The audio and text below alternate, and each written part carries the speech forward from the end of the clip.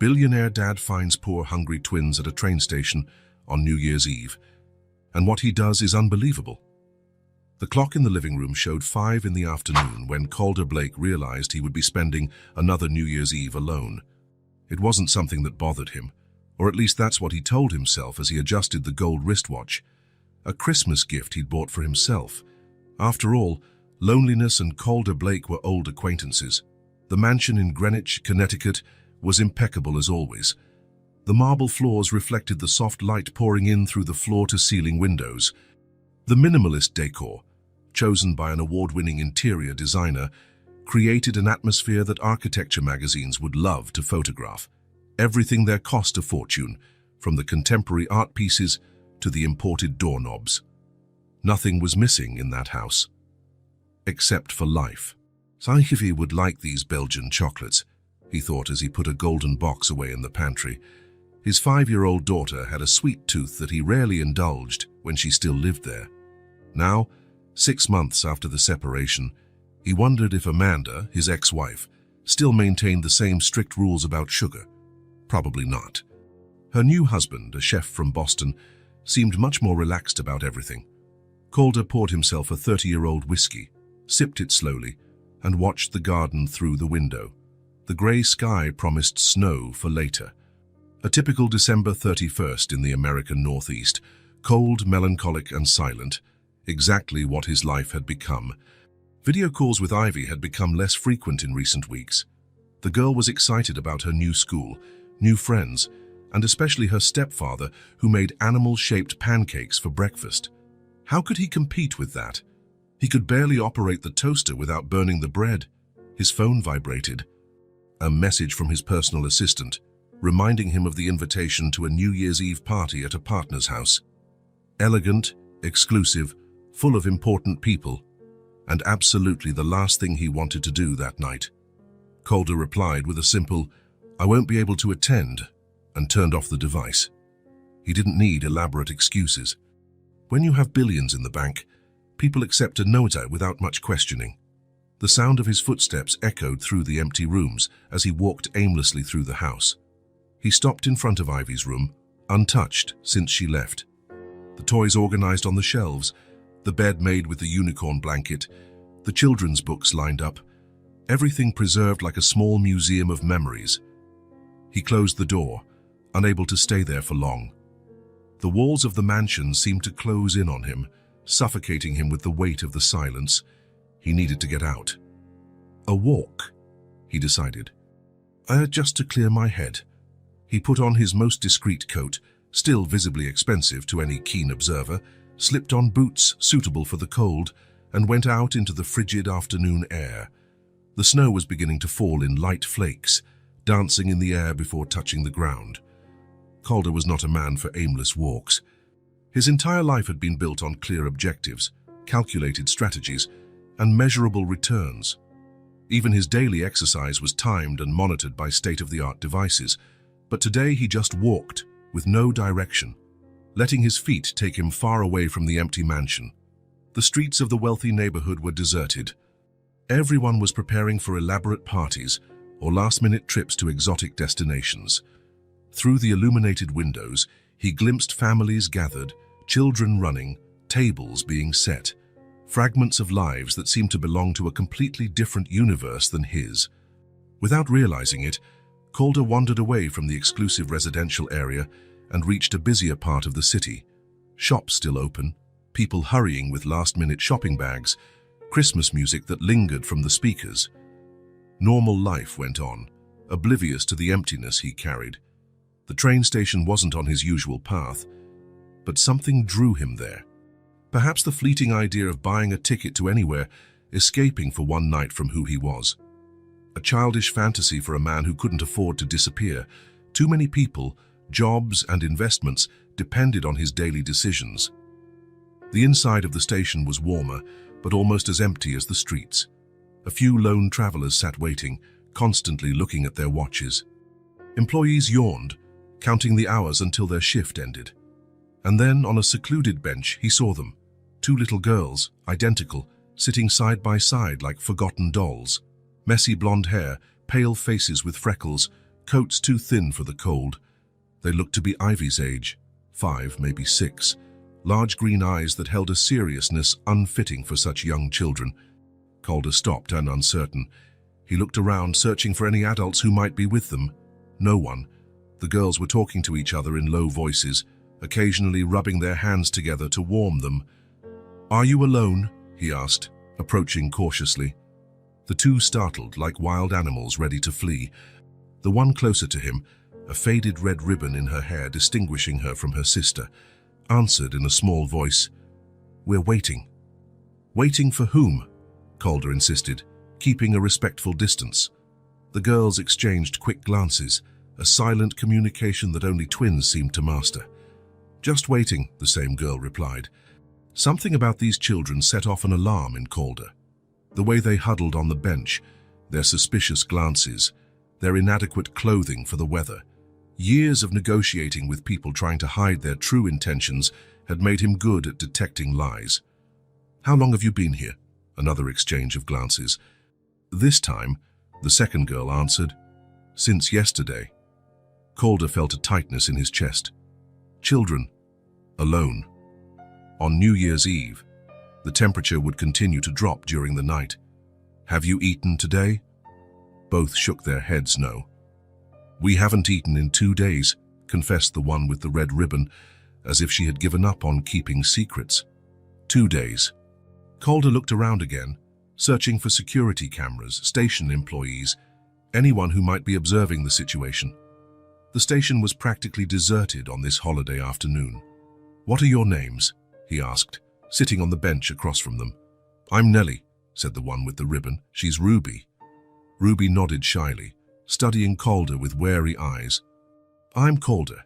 Do you have somewhere to go?" The two looked at each other again. It was Ruby who answered this time, her voice even quieter than her sister's. "We're just going to stay here."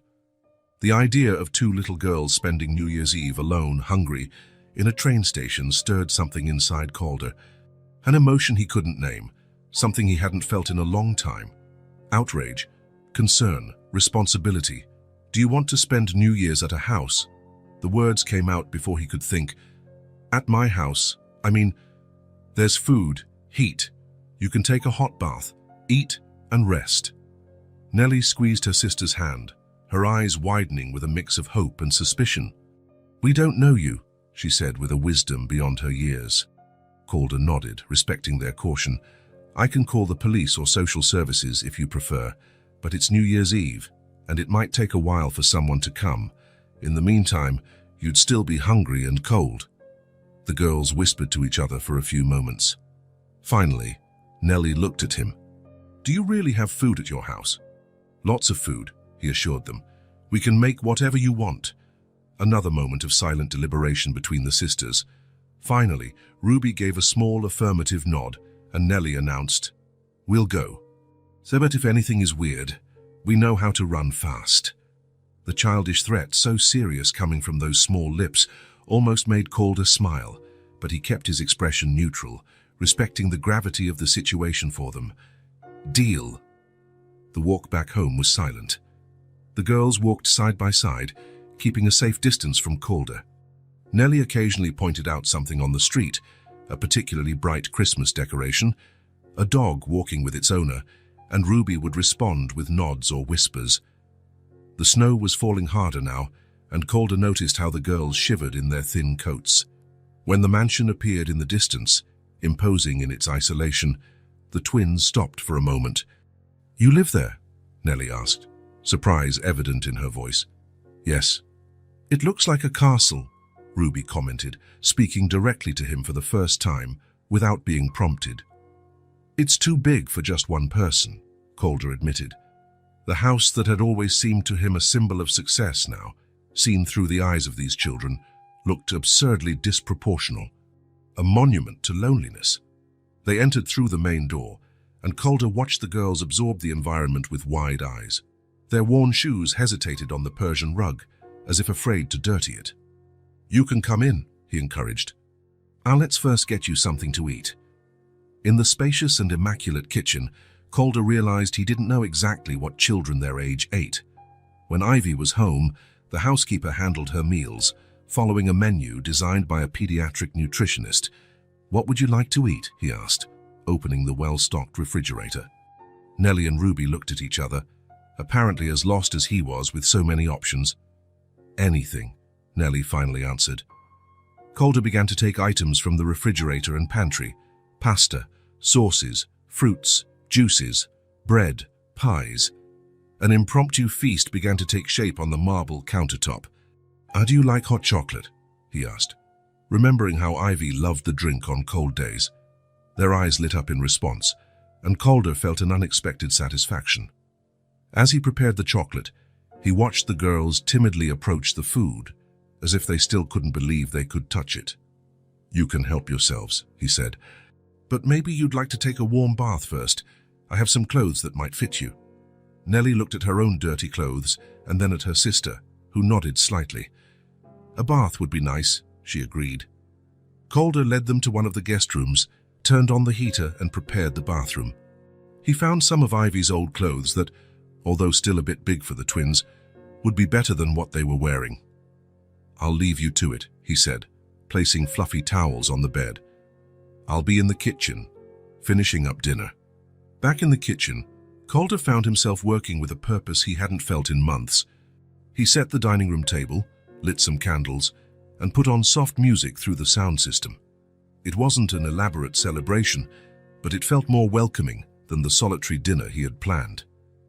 Half an hour later, the girls appeared at the kitchen entrance, transformed. Their blonde hair, now clean, shone like gold under the light. Ivy's clothes, soft t-shirts and sweatpants, enveloped their small bodies in comfort. Their faces, though still pale, had regained some color. "Have a seat," he invited, gesturing to the set table. "Dinner is ready." The twins settled in, looking with fascination at the plates before them. Calder served pasta, salads, bread, and finally the hot chocolate in large mugs. He watched with a strange satisfaction as they ate, first cautiously, then with evident pleasure.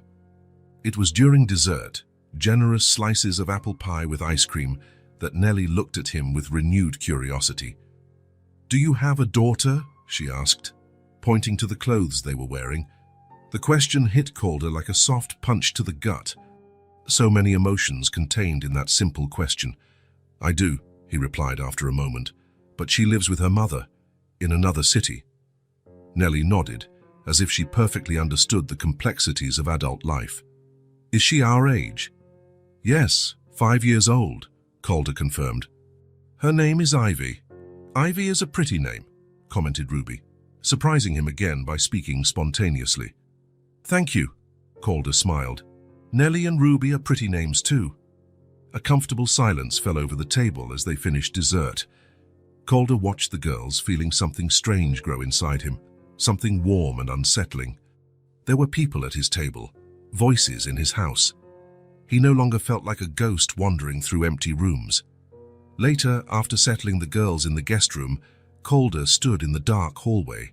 The house was no longer empty. There were sounds of soft breathing coming from the room, small bodies warm under the blankets, glasses of water on the nightstands. It was the first night in a long time that Calder didn't feel invisible in his own home, and as the snow continued to fall outside, covering the world with its white blanket, something inside him, long dormant, slowly began to awaken. On the morning after New Year's Day, Calder woke up earlier than usual. For a moment he lay there, listening to the sounds of the house. Instead of the usual silence, he caught whispers and giggles coming from the hallway. It took him a few seconds to remember. The girls, the twins, Nellie, and Ruby. He got up, put on a robe, and opened his bedroom door. In the hallway, the two small figures froze when they saw him, as if they'd been caught doing something wrong. They were exploring the framed photographs on the wall. "Good morning," Calder said, trying to sound casual, as if waking up to find two children in his house was the most normal thing in the world. "Good morning," they replied in unison, their blonde hair still messy from sleep. "Did you sleep well?" he asked, realizing he didn't exactly know how to talk to children first thing in the morning. Nellie nodded, while Ruby just watched with her attentive eyes. They were still wearing Ivy's clothes from the night before, which now looked crumpled. "We should buy some clothes for you today," Calder said, more to himself than to them. In the kitchen, he realized another problem. He had nothing suitable for a child's breakfast. His pantry, though well stocked with gourmet products, didn't contain the colorful cereals or animal-shaped cookies he remembered seeing at his sister's house when visiting his nephews. "What do you usually eat in the morning?" he asked the girls, who had followed him to the kitchen. Nellie and Ruby exchanged a quick glance. "Anything," Nellie replied, "just like the night before." Calder searched the fridge and pantry. He managed to make toast with jam, some cut-up fruit, and chocolate milk. It wasn't an elaborate meal, but the girls ate with enthusiasm, as if it were a banquet. It was while serving the hot chocolate into 3 mugs, 2 small, colorful ones he found at the back of the cupboard, probably left by Ivy, I suppose, and his usual coffee mug, that the reality of the situation hit him. 3 mugs on the table, 3 people in the house, a small improvised family on a January morning. "What are we going to do today?" Nellie asked, swinging her legs on the chair that was too high for her. Calder looked at the clock. On a normal day, he'd be preparing for a video conference or reviewing contracts. But today didn't feel like a normal day. "I think we need to buy some things for you," he replied. "And then we can decide." After breakfast, Calder made a call. Not to social services or the police, as he knew he should, but to his personal assistant. He asked her to cancel all his appointments for the rest of the week and to arrange for a delivery of children's clothes, toysy and age-appropriate food. In her usual efficiency, she didn't question it, just noted the sizes he estimated and promised to have everything delivered that same afternoon. While they waited for the deliveries, Calder improvised. He found paper and pens in his office and set up a drawing station on the large dining table.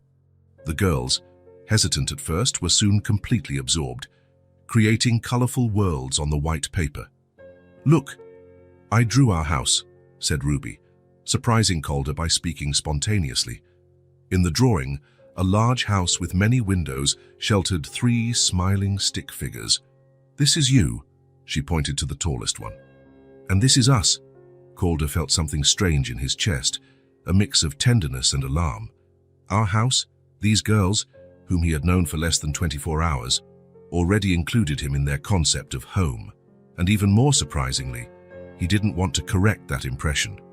The deliveries started arriving shortly after the impromptu lunch they prepared together. Simple sandwiches and orange juice. First, the clothes, dresses, pants, shirts, pajamas, shoes, all in duplicate and in the approximate sizes. Then the toys, dolls, building blocks, children's books, board games. Finally, the groceries, cereals, cookies, fruit, milk, juices, ingredients for simple meals. Calder had quickly looked up online. Easy recipes for kids. The twins watched everything with wide eyes, as if they couldn't believe the amount of stuff appearing before them. "Is this all for us?" Ruby asked, timidly touching a blue dress with little stars on it. "Yes," Calder confirmed. "You need clean clothes and things to play with while you're here." Nellie's expression suddenly turned serious. "How long are we staying?" The question hit Calder like a punch to the gut. He knew what he should do, what the law and common sense dictated. Call the authorities, explain the situation, return the girls to the system. But something inside him resisted that idea. "For now, you can stay as long as you need," he answered vaguely. Nellie's face lit up, and she smiled at her sister. Then, they both ran to explore the new toys. The afternoon passed in a blur of activities, trying on new clothes, assembling puzzles, reading picture books. The mansion, once so silent, now echoed with children's voices and laughter. Calder realized he was smiling as he prepared dinner, a simple macaroni and cheese recipe he found online, described as a kid favorite. His culinary skills were limited, but the girls helped him, mixing ingredients and tasting the sauce with serious expressions of approval. After dinner, they sat in the living room, now transformed by scattered toys and drawings taped to the walls. Calder turned on the television and found an animated movie. The twins settled on the couch, one on each side of him, as if it were the most natural arrangement in the world. Halfway through the movie, Ruby fell asleep, her head lolling against Calder's arm. Nellie resisted a few more minutes before also succumbing to sleep. Careful not to wake them, Calder carried them, one at a time, to the guest room. As he tucked them in, he observed their peaceful faces. In just one day, these two children had completely transformed his house and his routine. The once empty corners now housed colorful toys. The fridge, once occupied only by sophisticated foods and expensive drinks, now held milk, yogurts, and juice boxes. The white, impersonal walls were coming alive with children's drawings. Back in the living room, Calder began to pick up the scattered toys. He should have been bothered by the mess, by the invasion of his meticulously organized space. But surprisingly, he wasn't. Every Lego piece found under the sofa, every doll left on the coffee table, every open book on the rug, it all made him smile. He sat on the now empty sofa and looked around. The house felt smaller, cozier, more alive, and he, who for so long had felt like a ghost wandering through empty rooms, now felt real, needed, present. Without realizing it, he had begun to enjoy being there, to care, to have something more important than meetings and contracts to fill his days, to have voices calling his name, laughter echoing through the halls, small hands holding his. "Tomorrow," he told himself, "I'll call the authorities. I'll explain the situation. I'll do the right thing." But as he climbed the stairs to his own room, Calder already knew deep down that he wasn't ready to let them go. Calder woke up suddenly, pulled from sleep by a sound that took him a few seconds to identify. Crying, sharp, desperate, and frightened, coming from the room where the girls were sleeping. He glanced at the digital clock on his nightstand, 3:27 a.m. For a moment, he was paralyzed, unsure what to do. There was no instruction manual for situations like this. On his rare visits with Ivy, Amanda had always handled the nighttime nightmares, leaving him in the comfortable role of an observer. The crying intensified, now accompanied by a small voice calling for help. Calder threw the covers aside and got out of bed on impulse. He hurried down the hall, his bare feet silent on the carpet. The guest room door was ajar. A star-shaped nightlight, purchased that very afternoon, cast a soft glow on the two beds. In the first one, Nellie was sitting up, her knees pulled to her chest, her face contorted with crying. In the other bed, Ruby watched her sister with wide, frightened eyes clutching the blanket. "Nellie," Calder called softly, entering the room. "What happened?" The girl looked at him, her face wet with tears, her eyes red and scared. She tried to speak, but only managed to sob harder. "It was a nightmare," Ruby explained, her voice trembling. "She dreamed that they found us." Calder sat on the edge of Nellie's bed, unsure what to do. Should he just comfort her with words? Call someone? Offer her water? Before he could decide, Nellie launched herself at him, her small arms wrapping around his neck with surprising strength. Her wet face pressed against his shoulder. The crying, muffled now by the fabric of his t-shirt, continued to shake her small body. "It's okay," Calder murmured, hugging her back awkwardly. "It was just a bad dream. You're safe here." Over Nellie's shoulder, he saw Ruby watching them, her eyes shining with unshed tears. He extended an arm toward her in a silent invitation. Without hesitation, the girl jumped from her bed and joined the hug, pressing herself against Calder's free side. It was the first time he had hugged them both at once. The warmth of their small bodies against his, the implicit trust in the gesture, the fragility and strength he felt in that contact. It all hit him like an unexpected wave. "So they were yelling in the dream," Nellie explained between sobs, "saying they were going to find us and take us back." "No one is going to take you," Calder replied, surprised by the firmness in his own voice. He felt them both relax slightly at his words, as if his voice had the power to ward off the monsters of the night. It was a strange feeling, to be someone's safe harbor, the person they turn to when fear strikes. "How about some warm milk?" he suggested, vaguely remembering that was what his mother used to offer when he had nightmares many decades ago. The twins nodded in sync, still clinging to him. Carefully, Calder stood up, a girl in each arm. They were light, too light, he thought, and they settled naturally against his body, their blonde heads resting on his shoulders.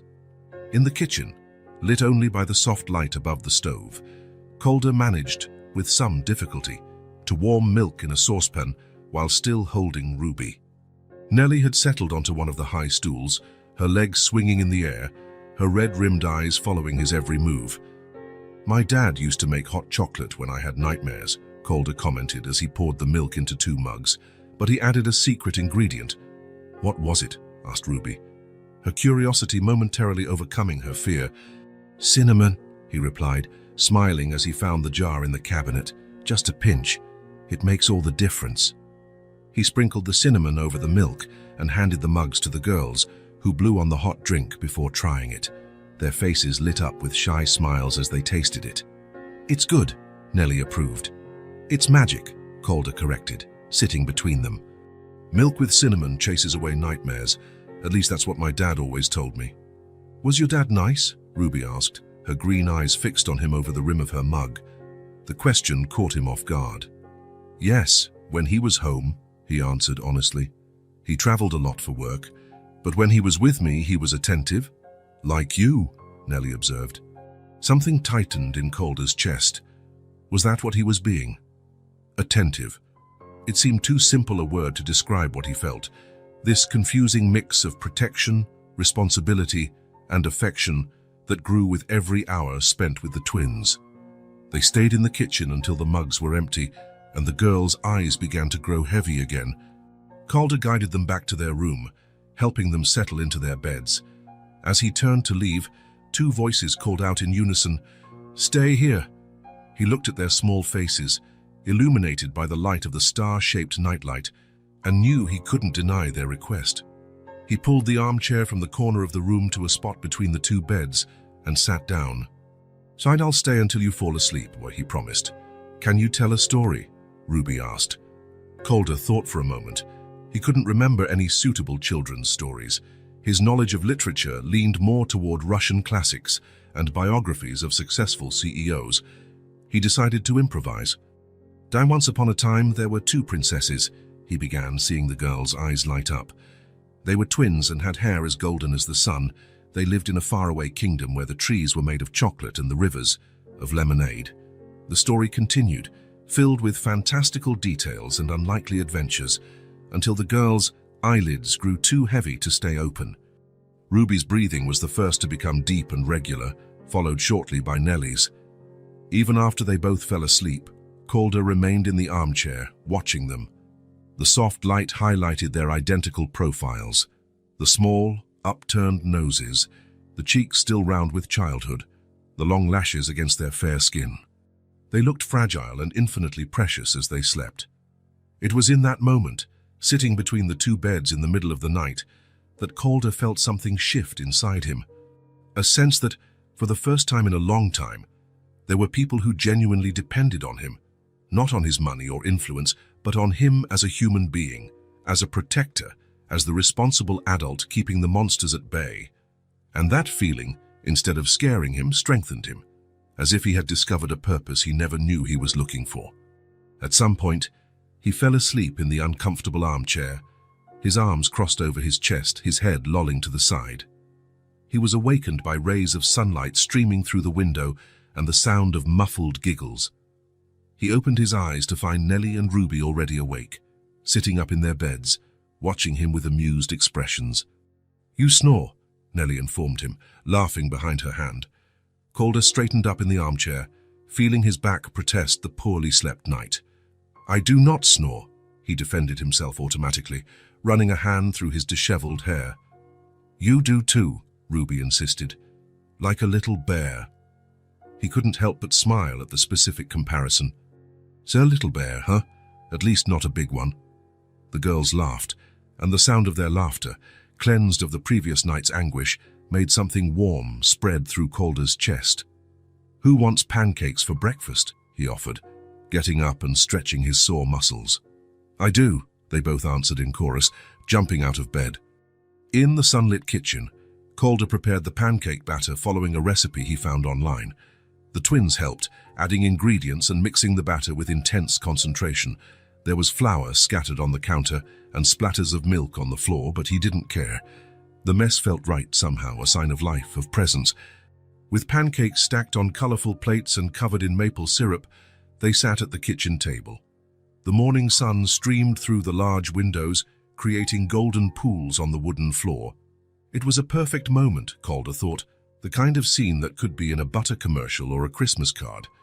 It was then that Nellie, after exchanging a meaningful look with her sister, put her fork down and looked directly at him. "Are you going to call social services today?" she asked, her voice suddenly serious. The question caught Calder by surprise. He had considered it, of course. It was the proper procedure, the legal path. 2 children who were apparently abandoned or had run away needed to be reported to the authorities. "Why don't you tell me where you came from?" he suggested gently. That would help decide what to do. The twins exchanged another look, a silent conversation happening between them. It was Ruby who spoke first, her normally soft voice almost a whisper. "We lived with Mr. and Mrs. Landry.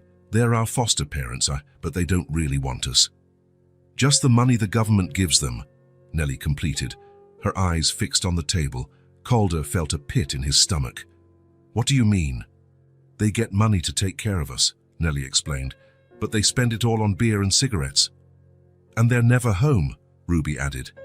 "It's only their older son, Tyler, but he drinks a lot too and gets angry." The picture the girls painted was disturbing. Calder kept his expression neutral, not wanting to scare them with his growing outrage. "At their house, did you have enough food?" he asked, trying to keep his voice calm. Nellie shook her head. "Sometimes, when the social worker was visiting. On other days, we ate whatever was left in the fridge, or nothing." "And at school?" Calder pressed. "Didn't you get meals there?" "We don't go to school," Ruby replied. "Mrs. Landry said we would start next year."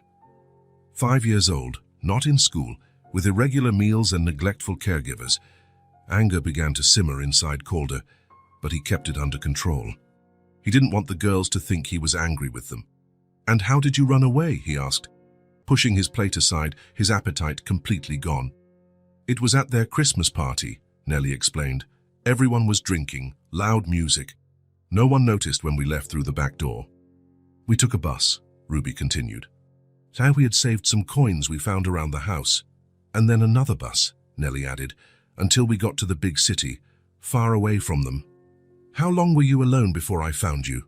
Calder asked, imagining the 2 little girls navigating the public transport system by themselves, hiding, looking for shelter.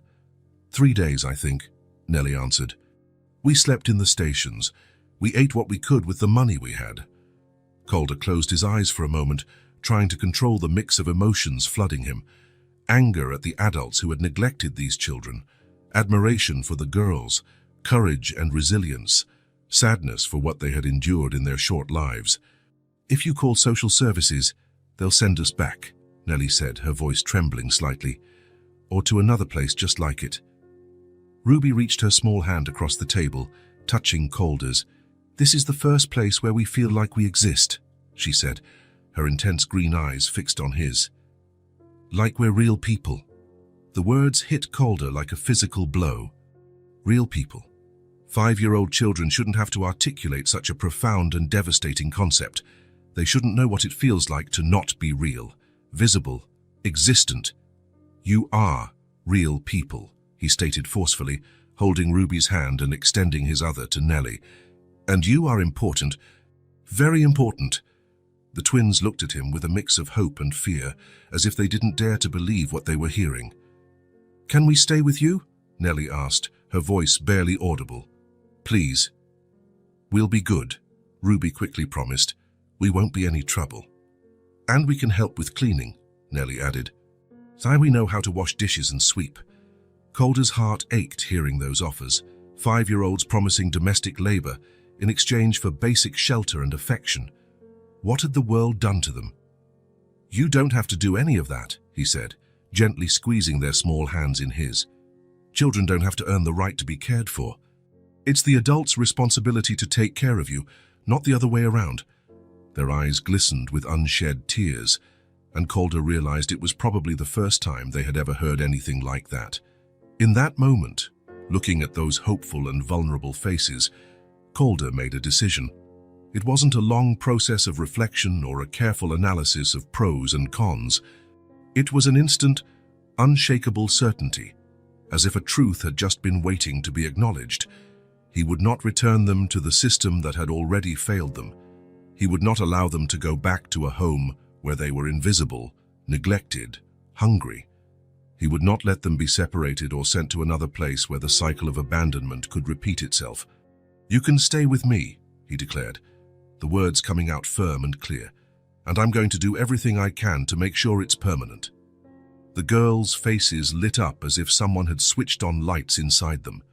Ruby was the first to move, jumping from her chair and throwing herself into Calder's arms. Nellie followed a second later, and suddenly he was enveloped in a double hug, feeling tears. He wasn't sure if they were the girls' or his own, soaking his shirt. "Forever?" Nellie asked against his chest. "I'm going to do my best to make it forever," Calder promised. And there, in the sunlit kitchen, with two children clinging to him as if he were their only anchor in the world, Calder Blake, the lonely billionaire, the man who had built an empire but failed to build a family, felt truly strong for the first time in his life, not with the strength of power or money, but with the strength that comes from being needed, from being the difference between fear and safety, between hunger and fullness, between invisibility and existence. And he decided, in that moment, that he would use every resource at his disposal, his money, his connections, his influence, to ensure that Nellie and Ruby would never have to run from anything or anyone ever again. They had found a home, and so had he. The days turned into weeks with a speed that surprised Calder. The decision to keep the girls with him had not been easy to implement. It involved lawyers, social workers, judges, and an endless amount of paperwork. His money and influence opened doors, but even so, the process of temporary guardianship required time and patience. However, while the professionals handled the bureaucracy, life inside the mansion followed its new rhythm, as if the twins had always belonged in that space. On a Saturday morning, Calder woke to the sound of laughter coming from downstairs. He checked the clock, 7:23 a.m. He used to sleep in on weekends, exhausted from long hours at the office. Now the idea of wasting the mornings seemed like a shame. He went downstairs, still in his pajamas and slippers, following the sound to the living room. There, he found Nellie and Ruby building an elaborate fort with pillows, blankets, and chairs. He watched them for a moment, admiring the seriousness with which they discussed the exact placement of each element. "This pillow needs to go here to hold up the roof," Nellie explained, pointing with authority. Ruby shook her head, disagreeing. "It'll be crooked. It needs to be two pillows." "That looks like a complex engineering project," Calder commented, making them both turn around. "We're building a castle," Ruby explained, her eyes shining.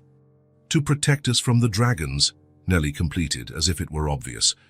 Calder feigned a look of concern. "Dragons? In my house? This is serious." The girls giggled, delighted by his participation in their fantasy. "You can help," Ruby offered, holding out a pillow toward him. "We need taller walls." Without hesitation, Calder joined them on the floor. His $10,000 Italian suit had been replaced by sweatpants and comfortable t-shirts on weekends, a change his former self would have found unthinkable. For an hour, they built, demolished, and rebuilt the castle, until it occupied almost the entire room. Calder suggested using the Christmas lights, stored in the attic since December, to illuminate the inside of the fort. The girls applauded the idea, and soon the pillow castle was glowing with small, colorful lights. "It's the most beautiful castle I've ever seen," Ruby declared, her eyes reflecting the little lights. "We need food for the castle's inhabitants," Calder decided. "How about we make pancakes for breakfast?" In the kitchen, the three figures worked in harmony. The twins, wearing aprons that reached their ankles, had specific roles. Nellie was responsible for measuring the dry ingredients, while Ruby handled the liquids. Calder supervised, helping when necessary, but giving them space to experiment. "Stir slowly," he instructed, guiding Ruby's hand as she mixed the batter. "That's right. Like you're drawing big circles." Flour scattered across the counter. Drops of milk stained the floor. and the first pancake stuck to the pan, but none of it mattered. The kitchen, which was once just a pass-through in his life, was now the heart of the house. "Look, I made one in the shape of a moon," Nellie exclaimed, proud of her imperfect but character-filled creation. "Mine looks like an elephant," Ruby commented, tilting her head to observe her misshapen pancake. "Culinary artists," Calder praised, placing the creations on colorful plates. They ate in the middle of the pillow castle, sitting on soft blankets, telling stories of brave princesses and friendly dragons. Calder discovered he had a talent for inventing characters and adventures that made the girls laugh or widen their eyes in suspense. After breakfast, he proposed a painting session. Buying a specific table for art activities had been one of his best decisions. He covered it with newspaper and distributed pots of paint, brushes of various sizes, and large sheets of white paper.